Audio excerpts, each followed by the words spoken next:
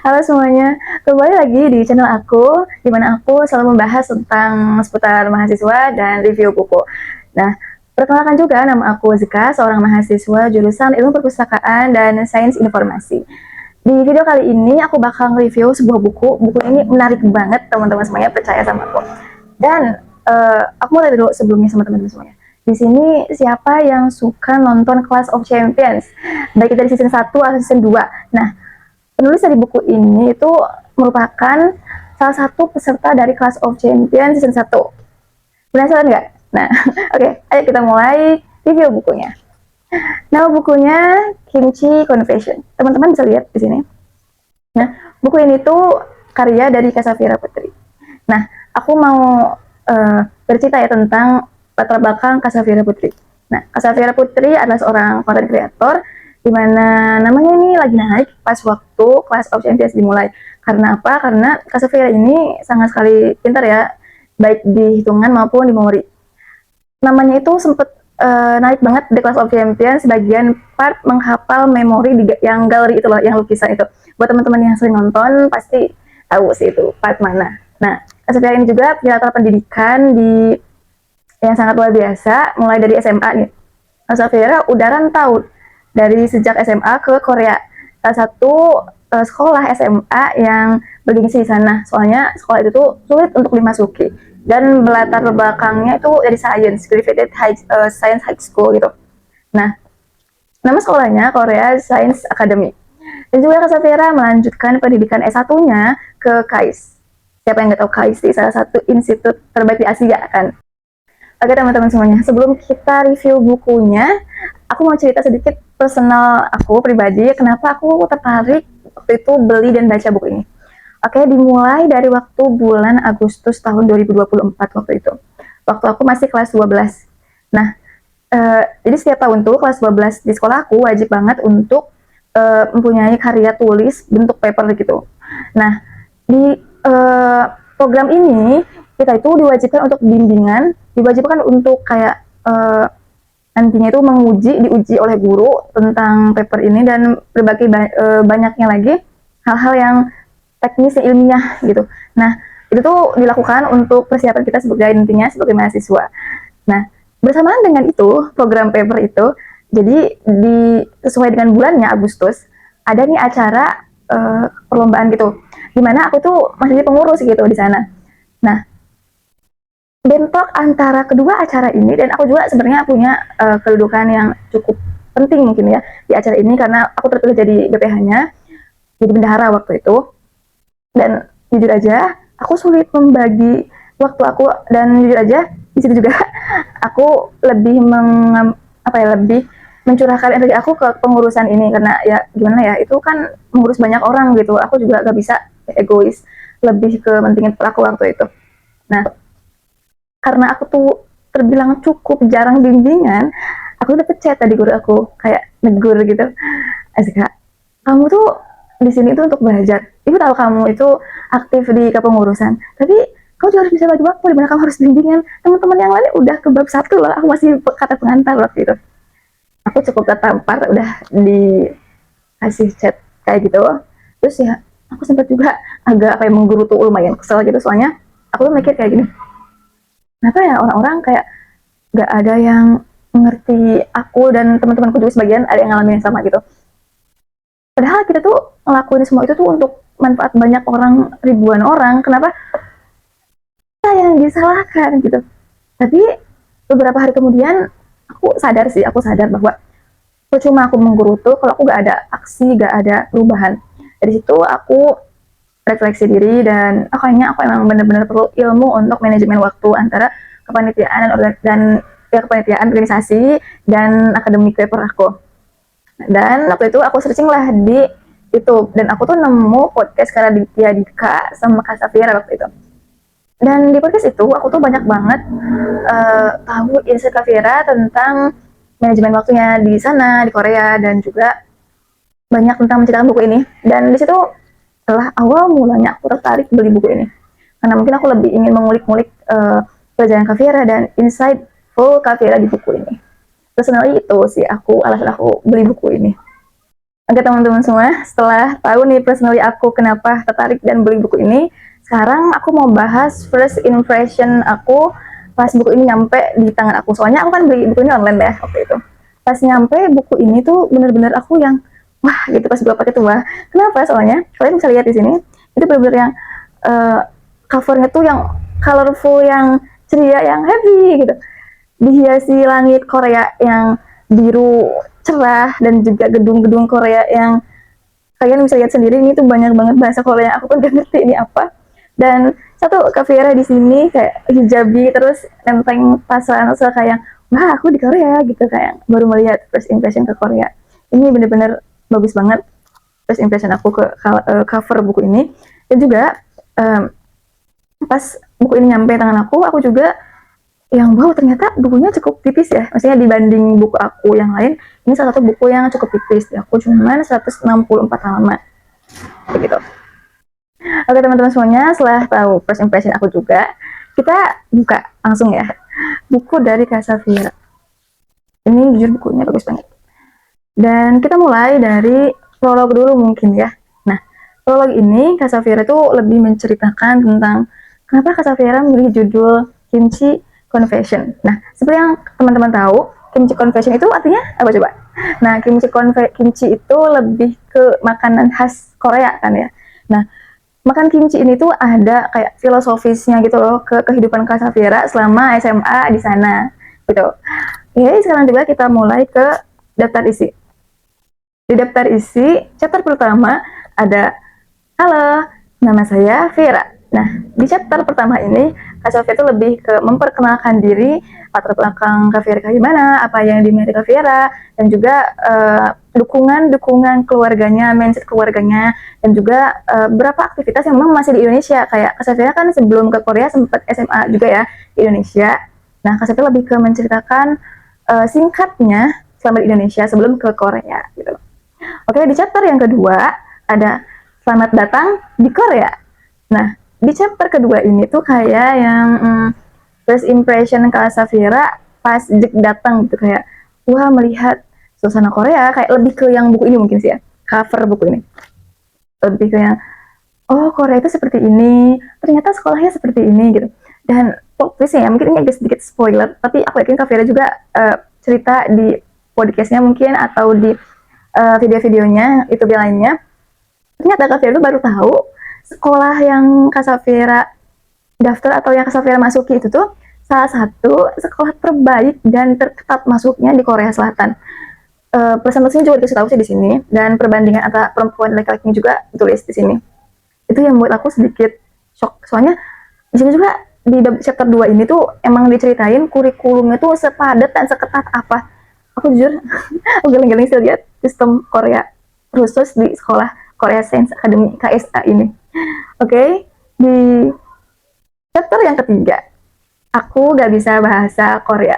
Seperti yang teman-teman tahu, Kak Safira kesana itu sebagai student internasional atau siswa internasional gitu, yang dimana diwajibkannya itu hanya memakai bahasa Inggris, atau yang diwajibkan untuk pendaftaran itu pakai bahasa Inggris. Jadi kalau Kak Safira udah bisa bahasa Inggris, ya udah, maksudnya nggak wajib berbahasa Korea. Tapi setelah sampai di sana, selain lingkup kelas, otomatis Kak Safira juga harus berbaur ya dengan teman-teman sekolah selain kelas internasional atau siswa-siswi Koreanya sendiri, sivitas akademik atau guru-guru dan staf sekolah yang memang memakai bahasa Korea gitu. Dan di sini Kak Safira tuh cerita bahwa pas ke sana, Kak Safira tuh gak mikir bahwa harus bisa bahasa Korea gitu, dan cukup language barrier, kesusahan untuk berkomunikasi dengan warga sekolah di sana. Dan lebih parahnya lagi sih kalau menurut aku, enggak, kalau pas aku baca buku ini, sempat Kak Safira singgung soal keterbatasan soal pengumuman gitu. Jadi pengumuman di sekolahnya ini tuh masih pakai bahasa Korea. Jadi kan otomatis siswa-siswi internasional tuh nggak ngerti ya pengumuman apa sih ini, ada acara apa sih ini gitu. Di situ kesulitan siswa-siswi, termasuk siswa-siswi internasional termasuk Kak Vera dalam kehidupan di sekolah ini gitu. Oke teman-teman semuanya, di chapter yang keempat ada belajar. Wow, lihat judul chapternya aja kayak wow, menggambarkan sekali akademik di sana gimana. Jadi aja pas baca chapter ini tuh rasanya kayak aku kayaknya nggak akan sanggup gitu kalau sekolah di sana, kalaupun ditawarin itu untuk sekolah di sana, kayak aku mungkin pikir-pikir berapa kali mungkin ya untuk sekolah di sini, karena super duper yang ketat dan orang-orangnya tuh ambis banget diceritain di chapter ini. Bahkan sekolahnya tuh di situ lebih ke yang menceritakan uh, keseharian Kak Safira dalam menghadapi kurikulum yang sangat intens. Kan kalau misalkan di chapter 2 itu membahas kurikulum generalnya, tapi kalau misalnya di chapter 4 ini lebih ke kesehariannya gitu. Bahkan aku spoiler juga dikit di sini. Jadi Kak Safira itu sekolah itu dari jam 8 pagi sampai jam 5 sore kalau nggak salah. Nah, di jam 8 apa jam berapa ya, pokoknya 8 malam itu sampai jam 10 malam itu diwajibkan untuk kayak self study section gitu, dimana wajib semuanya ada absenannya gitu. Wow, seintens itu. Bahkan kalau misalkan lagi zaman zamannya ujian nih, itu bisa aja sampai tengah malam gitu orang-orang belajar di sana. Tapi di tengah orang-orang yang ambisius dan wah, itu Kak Safira itu bisa gitu menyesuaikan dunia akademiknya dan ekstrakurikulernya gitu. Kak Safira kan maksudnya suka ngeband ya. Nah, gitu. Dan cara tips Kak Safira manajemen waktunya itu ditulis di sini di bab ini, di chapter 4 ini. Dan akhirnya terjawab semua alasan aku membeli buku ini di chapter ini, tentang gimana Kak Safira manajemen waktu, mindset, dan trik-triknya. Aku dapat di chapter keempat ya. Dan juga lanjut di chapter kelima ada apa itu hijab. Korea merupakan negara yang bukan negara Islam dan juga bukan mayoritas Islam seperti kita Indonesia gitu. Dimana yang berhijab itu benar-benar terhitung jari, yang emang sedikit atau bukan, atau bahkan nggak tahu ada, nggak tahu nggak, kita nggak tahu keberadaannya gitu. Tapi Kak Safira waktu itu kayak yang dipandang tuh kayak mungkin aneh ya, karena mereka baru lihat ternyata ada ya yang memakai benda apa tuh mungkin gitu. Di sini juga Kak Safira banyak ditanya tentang kamu kenapa nggak boleh minum alkohol gitu, atau makan babi, atau kenapa kamu harus gerakan ini atau sholat itu ya. Di situ Kak Safira lebih ke banyak menghadapi apa ya, apa ya, menampung pertanyaan orang-orang yang penasaran dengan agama atau kebiasaan Kak Safira. Kalau di Indonesia mungkin Kak Safira nggak pernah ditanya kayak gitu ya, karena kita kan mayoritas gitu. Untuk yang berkerudung tuh banyak, jadi nggak perlu Kak Safira tuh, jadi ya udah sama kayak kita. Tapi kalau di sana Kak Safira jadi harus mempresentasikan siapa dirinya, agamanya gimana, kenapa dilarangnya makan babi, minum alkohol. Lebih ke Kak Safira berusaha untuk mempresentasikan dengan baik Islam di sana.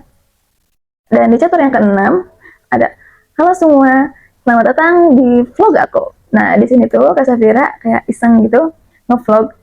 Tapi walaupun masih malu-malu, tapi Kak Safira berusaha mendokumentasikan hal yang gak pernah terulang. Ya, SMA itu hal yang gak pernah terulang. Aku juga kangen masa-masa SMA yang aku anggap berat itu. Ya, aku rasa di bab ini tuh Kak Safira mulai yang nyaman, karena banyak mengikuti aktivitas akademik luar kelas, lebih ke yang hacking gitu-gitu.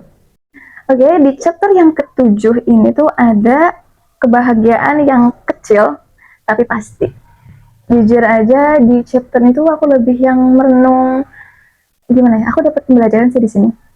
Pembelajarannya itu ternyata kadang sesuatu yang kita anggap kecil, asal kita syukuri, asal kita renungin gitu, itu pasti aja membahagiakan kita, atau kita merasa itu bermakna, bermanfaat untuk kita.